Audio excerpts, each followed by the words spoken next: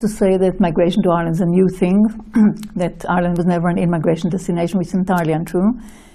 Over the years, waves of migrants. You had Celts and Normans and Huguenots and whatever, you know.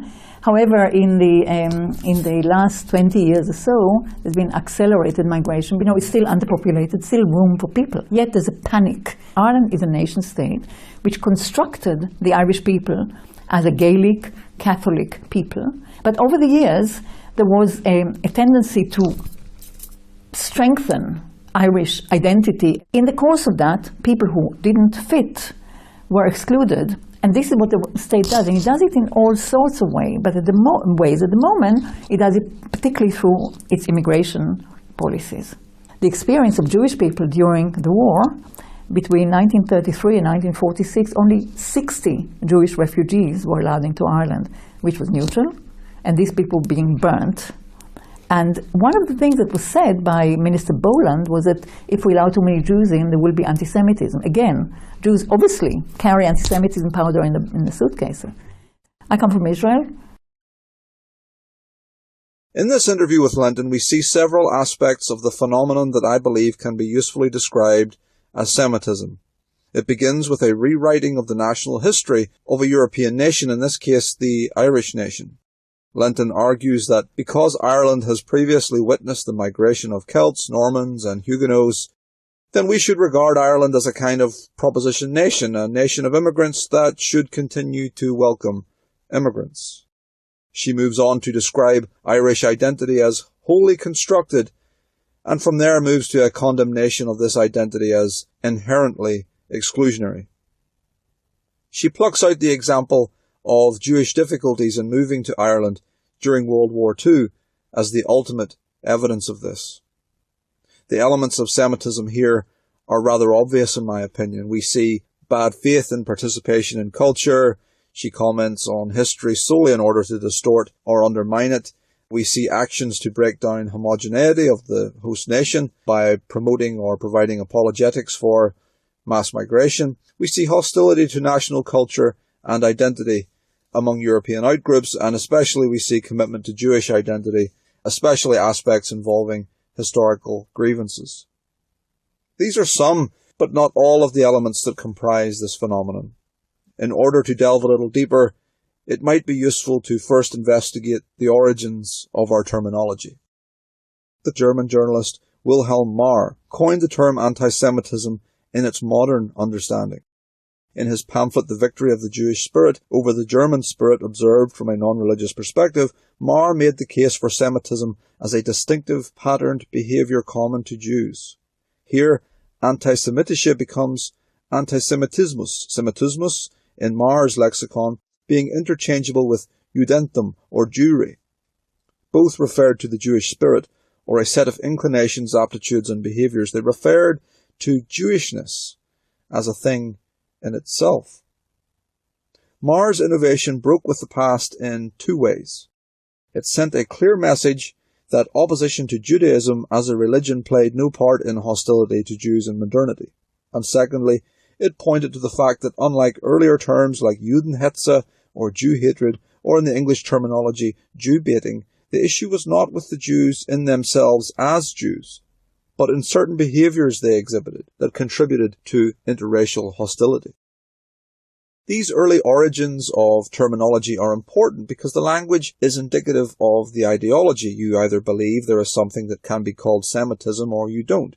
If you don't, you will, like Steinschneider, employ anti-Semitism as a single word, referring to a prejudice.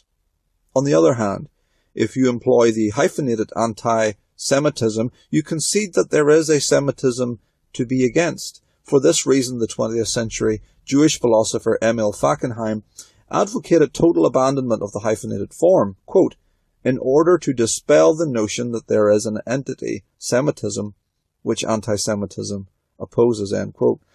Today there is a general reluctance to embrace the terms anti-Semitism or Semitism because Jewish groups have so completely dominated the use of the terminology. Because of the flight from these terms, you will search in vain for uses in the modern dissident right. Kevin MacDonald's trilogy, for example, is essentially an exploration of Semitism, but it appears there as a group evolutionary strategy.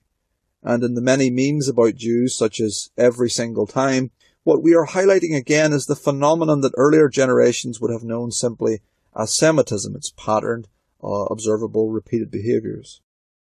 So what is Semitism today? Is it confined solely to Jews? Do all Jews demonstrate Semitism? What relevance does Semitism have for present-day politics and culture? I think Semitism should be understood in the same way as leftism, multiculturalism, egalitarianism, or socialism, in the sense that it does connote something that is systematic, ideological, political, cultural, and even spiritual. It is, like all of these things, a worldview, one with a clear historical development, even if it has in large part been linked almost exclusively to Jews. Semitism has certain prejudices or foundational ideas which inform its praxis and dictate its progression. The roots of Semitism do lie in Judaism, though it has grafted other elements and influences to itself over the centuries.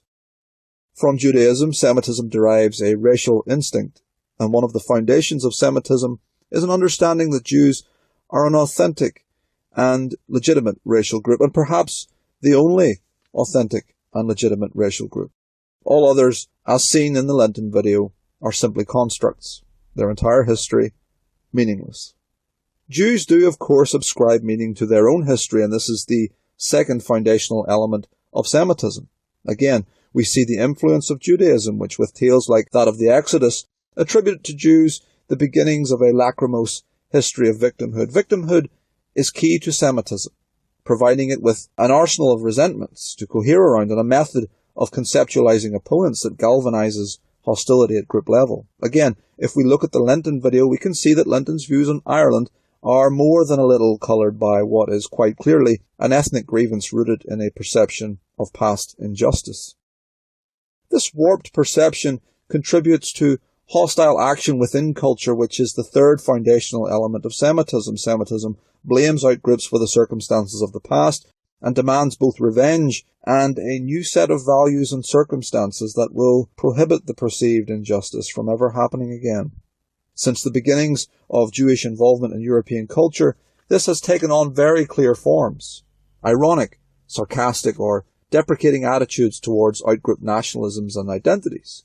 Promotion of cosmopolitanism and tolerance of deviance or alternative ways of living. Promotion or facilitation of mass migration, the rights of minorities in general, or, in some extreme cases, even invasion by hostile forces.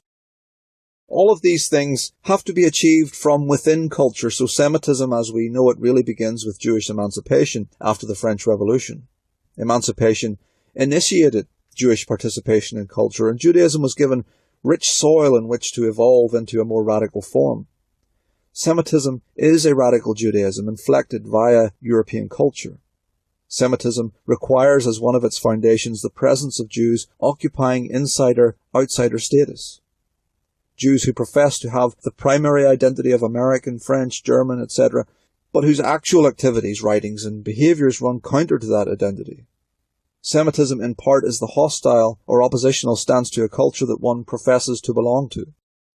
Another of the foundational elements of Semitism is its economic or financial character. The influence of Semitism proceeds from the wealth of Semitism. Semitism is linked to intense capitalism. No one becomes a billionaire by accident. One must first of all desire to obtain that level of wealth, and very, very strongly, obsessively, in fact. The high proportion of Jewish billionaires doesn't just indicate certain financial aptitudes, but also the fact that Jews are uniquely or disproportionately obsessed with money. This isn't an ethnic slur, but an observable fact. Jews disproportionately produce individuals whose life goal appears to be the acquisition of wealth and the material excess and political influence that come with that. An important point to note, however, is that non-Jews can become complicit in Semitism and advance it. Christian Zionism is an example of Semitism to the extent that it shares in its foundations. Christian Zionists accept and promote the idea of Jews as the only authentic and legitimate racial group, a chosen people.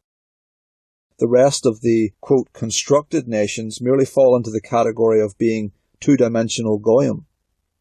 They also share in the conceptualization of Jewish history as one of victimhood and often join with Jews in the fight against anti-Semitism. Christian Zionism also disavows white interests and is awash itself with the wealth and influence of Semitism. In short, Christian Zionism is an example of modern-day Semitism among non-Jews. And Semitism is increasing in culture.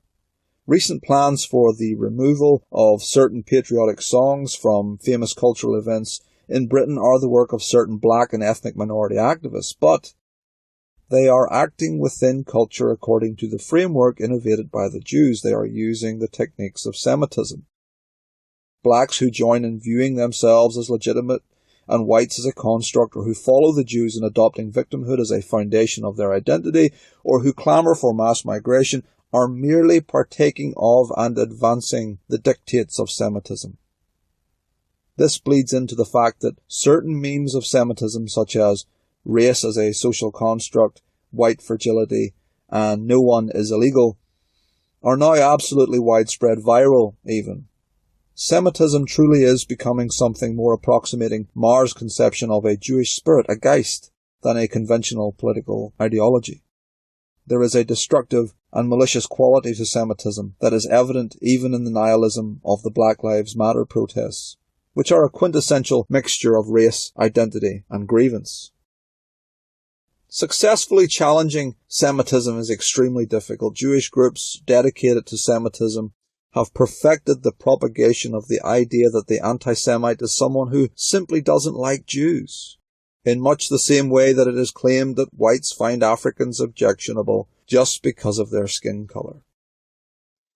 The key question of the age is not whether or not people hate Jews and what to do about it, but whether Semitism or anti-Semitism are more sane, appropriate, and beneficial to Europe and Europeans. Semitism says Europeans are illegitimate. Anti-Semitism says they are legitimate. Semitism says Europe is open for foreign colonization. Anti-Semitism says it isn't. Semitism claims Jews are unique world victims worthy of special privileges. Anti-Semitism says they aren't. There are only two ways of proceeding.